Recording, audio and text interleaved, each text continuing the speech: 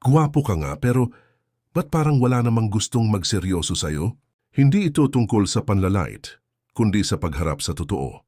Maraming lalaki ang akala nila sapat na ang good looks. Malinis, mabango, may pormaayos na. Pero habang tumatagal, napapansin nilang nauuwi lang sa fling. Short term o worse, pasa. Ang video na ito hindi lang basta listahan. Isa tong hamon sa mga lalaking seryoso rin sa sarili. Kung naramdaman mong hindi ka pinapahalagahan, kahit binigay mo na lahat, baka may blind spot ka. Ito ang 9 dahilan kung bakit hindi ka siniseryoso, kahit gwapo ka. At kung matapang kang harapin to, baka dito rin magsimula ang tunay mong pagbabago. Unang dahilan, wala kang direksyon sa buhay. Madalas nating marinig, looks fade, purpose stays. Gwapo ka nga, pero pag tinanong ka kung ano ang pangarap mo, wala kang malinaw na sagot. Anong career path mo? May gusto ka bang ipundar? May plano ka ba para sa sarili mo after 5 years? Kapag wala kang sagot sa mga tanong na yan, di ka seryosohin. Ang babae, lalo na yung emotionally and mentally mature, hindi lang naghahanap ng presentable guy. Gusto nila ng lalaking may direction, someone they can respect, not just admire. Isipin mo to, may babae kang nakilala, maayos, sexy, maganda, pero nalaman mong wala siyang goals. Umaasa lang sa magulang, walang drive sa buhay, would you take her seriously? Ganon din ang dating mo kapag wala kang ambisyon. Gwapo ka na, pero para kang iPhone na walang signal, pogi, pero walang koneksyon sa future. Kung gusto mong seryosohin ka, ayusin mo muna sarili mong landas. Kahit maliit pa lang yan, side hustle, personal growth, career moves, basta nakikita nilang gumagalaw ka, nag-i-invest ka sa sarili mo, iba ang tingin nila sa'yo. Pangalawang dahilan, masyado kang available. Laging online, laging seen agad, laging game, parang laging nakaabang. Akala mo pagiging consistent at always present ang magpapaseryoso sa'yo. Pero sa totoo lang, sobrang availability mo. Nakaka-turn off sa karamihan. Bakit? Kasi nawawala yung sense of value. Kapag masyado kang madaling ma-reach, madaling makuha, at madaling i-prioritize ang ibang tao kahit sarili mong oras ang kapalit pinapakita, mo na wala kang sariling mundo. Ang tunay na lalaking valuable, hindi laging available. Bakit? Kasi may ginagawa siya, may pangarap siya, may personal life siya na mas mahalaga kaysa sa constant na pag-aantay sa reply. Ang misteryo at limitadong access, yan ang nagpapataas ng value mo. Hindi ka parang discount na laging may promo. Kapag hindi ka agad sumasagot, hindi dahil nagpa-hard to get ka, kundi dahil busy ka sa sarili mong growth. Doon sila mapapaisip, ano bang ginagawa niya? Sino ba siya outside of me? Yun ang mga tanong na gusto mong iniisip nila dahil ang lalaking may sariling mundo, yun ang lalaking gustong maging bahagi ng buhay, hindi lang pansamantala, kundi pang matagalan. Pangatlong dahilan, masyado kang needy. San ka pupunta? Kumain ka na ba? May kasama ka ba? Bakit hindi ka nag-reply agad? Akala mo sweet. Akala mo concern. Pero sa mata ng babae, isa lang ibig sabihin nito, emotional dependence. Hindi ka pa nga niya boyfriend, pero parang attached ka na agad. Para kang bata na gusto ng constant assurance. At sa mundo ng adults, lalong sa mga babaeng may sariling buhay at goals, hindi ka magiging priority kung kailangan ka pang alagaan emotionally. Ang needy na lalaki ay parang baso na butas. Kahit paulit-ulit siyang punuin ng affection at attention, hindi pa rin sapat. Mapapagod ang babae. Mawawala ang interest. Ang babae ay naa-attract sa lalaking secure. Yung hindi nagpapanik kapag hindi siya nire-replyan. Yung kalmado kahit hindi siya laging kasama. Yung alam ang sarili niyang worth kahit wala sa kanya ang buong atensyon ng babae. Kung gusto mong seryosohin, be emotionally grounded. Hindi mo kailangan ng 24/7 validation. Ang tiwala ay hindi laging hinihingi minsan. Kailangan mo rin itong ibigay. Pang-apat na dahilan, wala kang sariling stand o opinyon. Anong gusto mong kainin?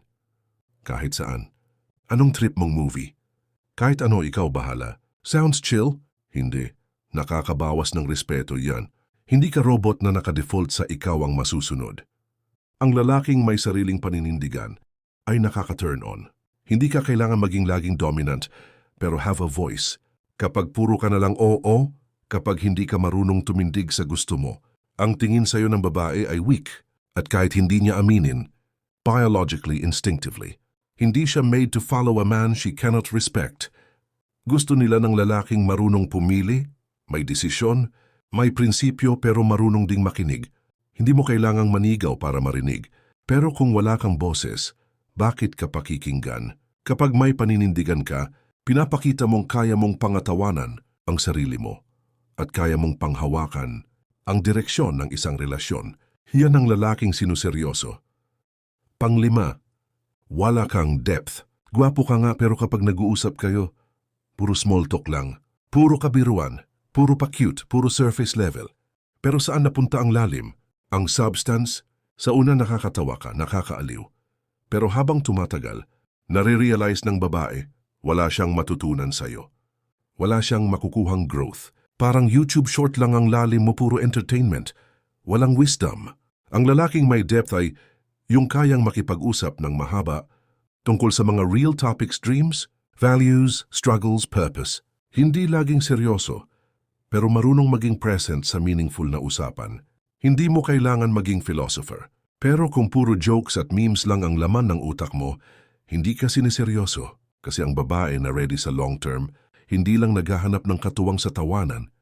Gusto rin niya ng kakampi sa katahimikan, sa crisis, sa growth.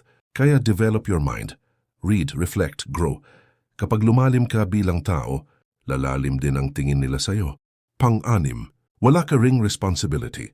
Gwapo ka na pero paano mo hinahawakan ang mga responsibilidad mo? Marami ang napapansin kapag ang isang lalaki ay paulit-ulit na hindi tinutupad ang mga pangako, magkalat man sa maliit na bagay o sa malalaking commitments.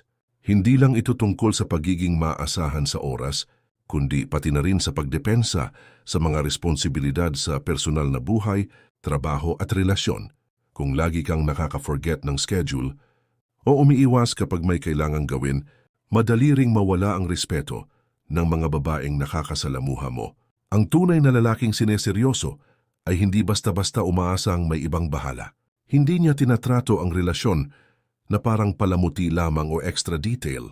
Kailangan mong ipakita na kaya mong pangasiwaan ang sarili mo at ang buhay mo nang hindi laging nahuhuli sa mga pangako.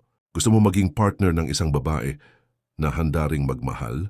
Ipakita na sa lahat ng oras, kahit sa maliliit na bagay, handa kang harapin at tapusin ang mga responsibilidad mo.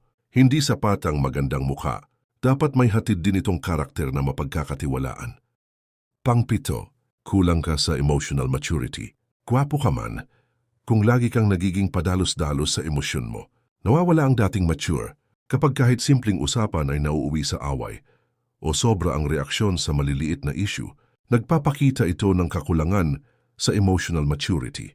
Ang mga babae ay naghahanap ng kalmadong kasama, isang taong may kakayahang harapin ang problema nang hindi agad nagpapasabog ng emosyon o pagkalito.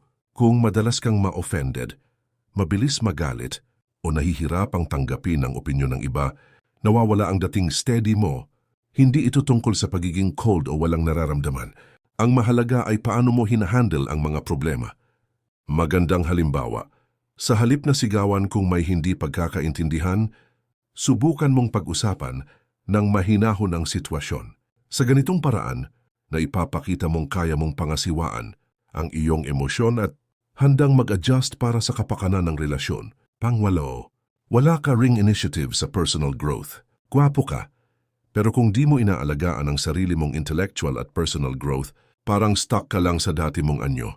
Ang mundo ay patuloy na nagbabago, at kung wala kang inisyatibo na paunlarin ang sarili magbasa, matuto ng bagong skills, o kahit mag-explore ng iba't ibang karanasan, makikita ng babae na parang nawala na ang spark. Hindi ibig sabihin, kailangan mong maging nerd o puro libro. Ang mahalaga ay nakikita niyang hindi ka content sa nakasanayan mo lang. Lalaki ka pa rin. Pero kung nakasandal ka na sa dating itsura at walang malinaw na hangarin para sa pagbabago, mawawala ang dating inspirasyon mo. Pinapakita ng patuloy na personal development ang commitment mo sa sarili at sa kinabukasan.